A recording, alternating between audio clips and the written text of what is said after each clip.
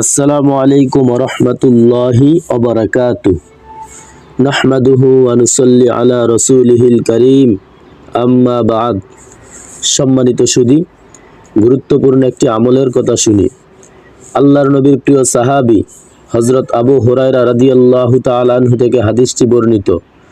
নবী করিম সাল্লাল্লাহু আলাইহি ওয়াসাল্লাম বলেছেন, যদি কোনো ব্যক্তি আমি নবীকে স্বপ্নের মাধ্যমে দেখতে চায়, সে যেন জুমার রাতে অর্থাৎ বৃহস্পতিবার দিনগত রাতে এশার নামাজের পর 2 রাকাত নামাজ আদায় করবে, যার প্রথম রাকাতে সূরা ফাতিহা পড়ার পর আয়াতুল কুরসি একবার পাঠ করবে আর সূরা ইখলাস 15 বার পড়বে। এরপরে রুকু সেজদা করে প্রথম রাকাত শেষ করবে এবং দ্বিতীয় রাকাতও অনুরূপভাবে আদায় করবে।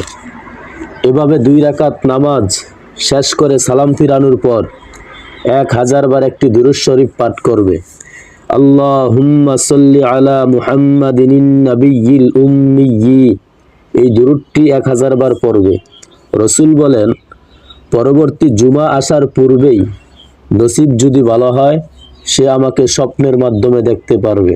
আর যেই ব্যক্তি একবার আমাকে স্বপ্নে দেখতে পারবে, সে জান্নাতে যাবে এবং তার বিগত জীবনের সমস্ত সগীরা গুনাহগুলো মাফ হয়ে যাবে এবং বেঁচে থাকলে ভবিষ্যৎ জীবনে যত গুনাহ করবে তাও অগ্রিম ক্ষমা হয়ে যাবে। নিজে আমল করুন, অন্যকে আমল করার সুযোগ করে দিন। হাসানপুর মিডিয়ার সাথে যুক্ত থাকার জন্য সকলকে ধন্যবাদ। ভালো থাকবেন।